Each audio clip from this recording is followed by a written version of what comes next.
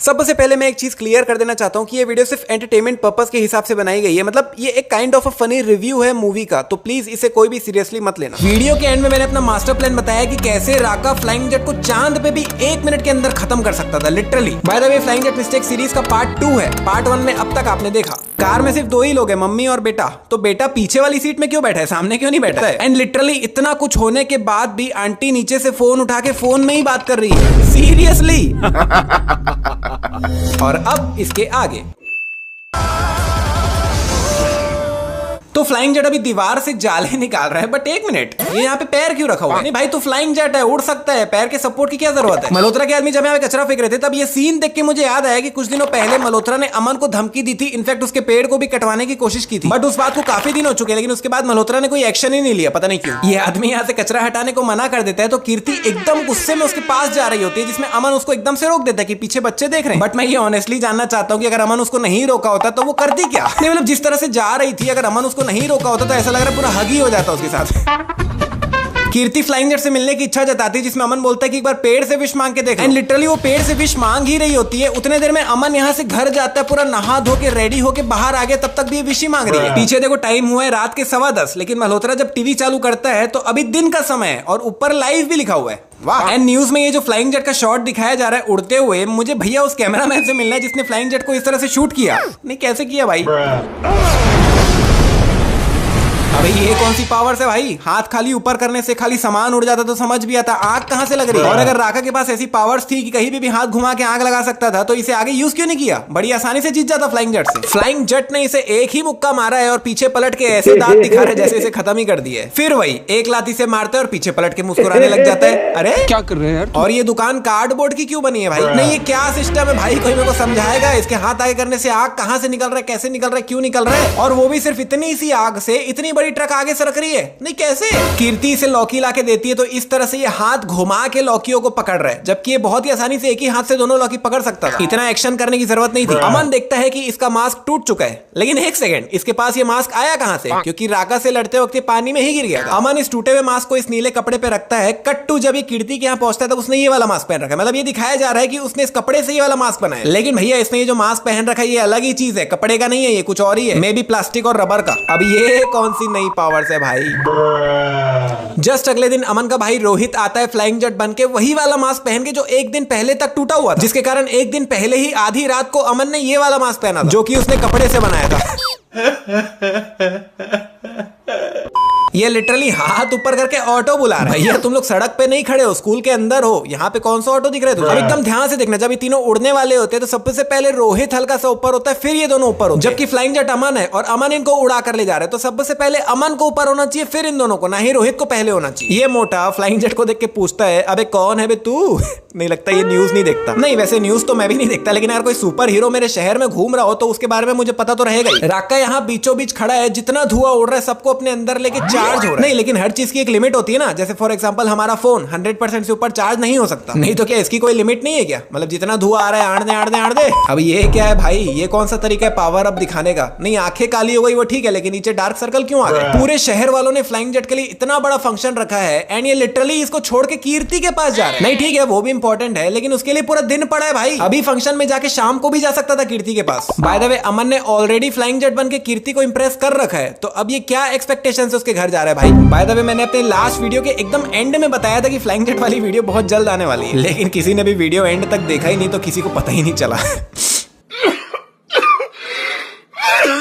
सिर्फ कांच फूटने से लोग इतना उड़ उड़ के फेंका क्यों रहे हैं भाई? नहीं, एकदम सडन इंपैक्ट आने से वो लोग वहीं का वहीं गिर जाते तो समझ भी आता, लेकिन ये तो उड़ उड़ के फेंका रहे हैं। डार्क सर्कल्स आने के साथ साथ इसकी पूरी की पूरी आंखें भी काली हो गई, लेकिन नेक्स्ट डे सिर्फ डार्क सर्कल्स ही है, इसकी आंखें पूरी नॉर्मल हो चुकी है। अभी फ्लाइंग जेट के जस्ट पीछे ये कार्डबोर्ड है, लेकिन अगले ही पल दूसरे एंगल से देखने पे वहां से वो कार्डबोर्ड गायब हो गया। अभी फ्लाइंग जेट जैसे फेंका रहा है, साफ दिख रहा है कि वो इस पैराशूट जैसी चीज के बिल्कुल बगल से फेंकाने वाला है, लेकिन बाहर के एंगल से देखने पे ये रहा वो पैराशूट जैसा चीज एंड उसके कितने आगे से फ्लाइंग जेट फेंका है। फ्लाइंग जेट इस ब्लैक कार के ऊपर गिर के यहीं का यहीं शांत हो गया था, मतलब रुक गया था। लेकिन कार से नीचे गिरते ही पता नहीं वापस क्या भूत चढ़ता है, घूमते घूमते और स्पीड में फेंकाने लग जाता है। और स्पीड इतनी ज्यादा हो जाती है कि जब वो इस वैन से टकराता है तो पूरे वैन तक को पीछे धक्का दे देता है, जबकि वो यहाँ पे ब्लैक कार के ऊपर गिर के रुक गया था। अभी ऐसा हो रहा है कि सिर्फ राका के मारने से फ्लाइंग जेट को चोट लग रही है। यहाँ पे राका ने इसके पेट पे मारा था, बट बाद में जब ये गिर पड़ के उठता है तब पता नहीं खून इसके मुंह से क्यों निकल रहा है। अभी ड्राइविंग सीट पे एक आदमी बैठा हुआ है, लेकिन वही दूसरे एंगल से देखने पे वहां से वो आदमी गायब हो गया। मुझे आज दिन तक ये समझ नहीं आया है कि भैया ये चीज काम क्या आती है, होता क्या है इससे। इस कार से अभी काफी ज्यादा धुआं निकल रहा होता है, लेकिन वही अगले ही पल दूसरे एंगल से देखने पे वहां से धुआं नहीं निकल रहा होता। अच्छा, तो अब सीन कुछ ऐसा है कि अब राका को अगर लगा तो वो अपने आप से हील हो सकता है, लेकिन अब फ्लाइंग जेट नहीं हो सकता। ठीक है, फर्स्ट ऑफ ऑल मुझे कोई ये समझाओ कि राका के ऐसा करने से ये इतनी सारी गाड़ियां इतनी ऊपर हवा में उड़ी क्यों? और चलो अगर उड़ी भी तो किस हिसाब से उड़ी भाई? नहीं, फॉर एग्जांपल इधर ये लास्ट वाली कार भी हवा में उड़ती है, लेकिन उसके जस्ट बगल में एक और कार खड़ी हुई है, वो अपनी जगह से हिलती भी नहीं भैया। एंड अगर राका ने इतने ज्यादा प्रेशर से लात मारा कि इतनी सारी गाड़ियां इतना ऊपर हवा में उड़ी, तो उस हिसाब से तो फ्लाइंग जेट को भी जमीन में धंस जाना चाहिए। बट जिस प्रेशर से राका ने फ्लाइंग जेट को मारा उसको हल्की फुल्की पेट में चोट आती है, बस मेजर कुछ नहीं होता। अभी राका इस पोजीशन पे खड़ा हुआ है, लेकिन अगले ही पल उसकी पोजीशन चेंज हो जाती है। कचरे डब्बे को इस तरह से गिराने से अंदर से खाली 3-4 ब्लैक पॉलीथिन्स गिरी थी बस, लेकिन दूसरे एंगल से देखने पे इतना सारा कचरा कहां से गिरा पता नहीं। इनके पोल्यूशन की वजह से राका ताकतवर बना है। राका ने ये जो गार्ड पहना हुआ है वो प्लास्टिक का बना हुआ है, लेकिन साउंड इफेक्ट मेटल का डाल रखा है। यहाँ पर इतना क्रिटिकल सीन चल रहा है जिसमें ये मोहतरमा मन ही मन मुस्कुरा क्यों रही है पता नहीं। बाय द वे, इस कचरे के डब्बे से इतना ज्यादा धुआं क्यों निकल रहा है? राका के यहाँ लैंड करने पे जमीन में बहुत बड़ा क्रैक आ गया था, लेकिन अगले ही पल you know very well Rohit Raka से इतना ज्यादा मार खाया तब नहीं उतरा मास्क, लेकिन सिर्फ ऐसा करने से मास्क उतर गया। अमन को काफी ज्यादा चोट लगी थी, उसके पूरे शरीर की हालत खराब हो चुकी थी, जगह जगह काफी खरोच आ गए थे, लेकिन कुछ 2-4 दिन बाद ही ये पूरा नॉर्मल हो जाता है। मतलब इसको अभी देख के कोई बता ही नहीं सकता कि 4 दिन पहले इसकी ऐसी हालत थी। अच्छा, तो फ्लाइंग जेट राका को चांद पे ले आया है मारने के लिए। नहीं ठीक है, बट सांस कैसे ले रहे हो भाई? नहीं ठीक है, सुपर पावर्स है तुम्हारे पास, लेकिन हो तो इंसान ही ना तुम लोग। इंसानों को हवा तो लगता ही है सांस लेने के लिए, तो कैसे? मुंह उधर करके क्या सांस ले रहा है क्या? नहीं, लेकिन यहाँ पे हवा तो है ही नहीं, या फिर जादू के जैसे धूप से शक्ति ले रहा है।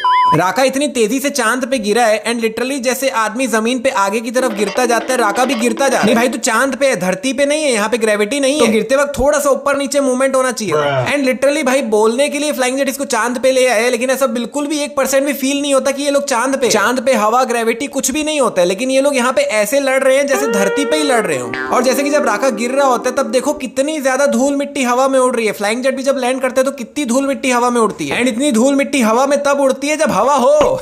हवा ही नहीं है भाई, यहाँ पे धरती थोड़ी है ये। फ्लाइंग जेट इसको लिटरली रॉकेट के सामने लाता है एंड लात मार के पूरा रॉकेट फोड़ देता है।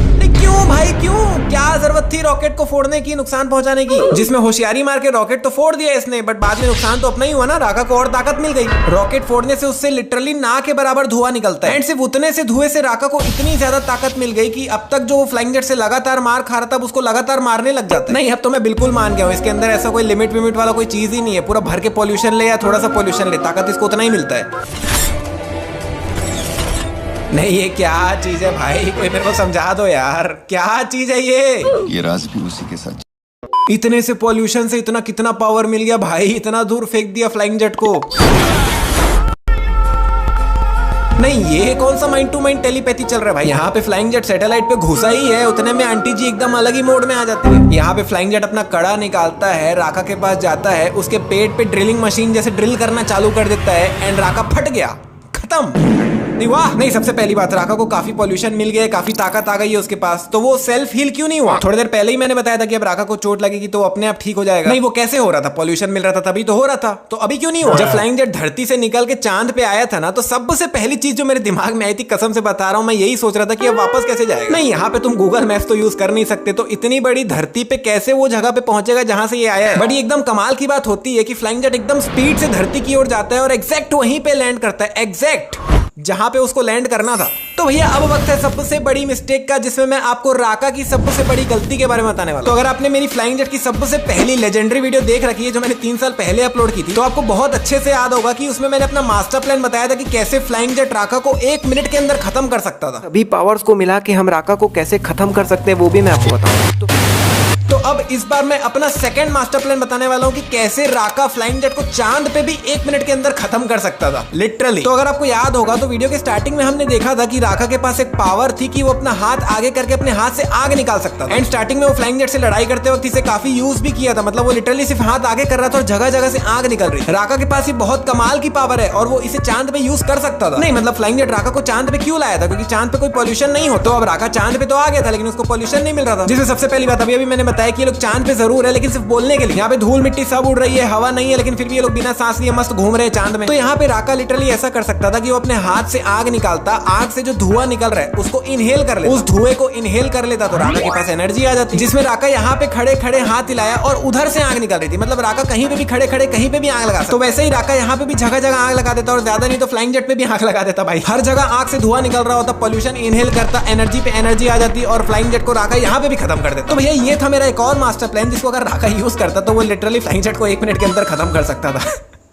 नहीं भाई कैसा लगा प्लान नीचे कमेंट में जरूर बताना। तो भैया यहाँ पे ये सीरीज होती है समाप्त। अगर आपने इसका पार्ट 1 नहीं देख रखा है तो लेफ्ट वाली वीडियो क्लिक करके देख सकते हो, या फिर अगर कुछ और देखने की इच्छा है तो राइट वाली वीडियो भी देख सकते हो। और अगर ये वीडियो पसंद आई, मेरा मास्टर प्लान पसंद आया तो वीडियो को लाइक जरूर करना। मुझे 15,000 लाइक चाहिए इस वीडियो पे, 15,000 सुन लो। इसी तरह की वीडियो और देखना चाहते हो चैनल को सब्सक्राइब। हम मिलते हैं आने वाली एक और कमाल की वीडियो में।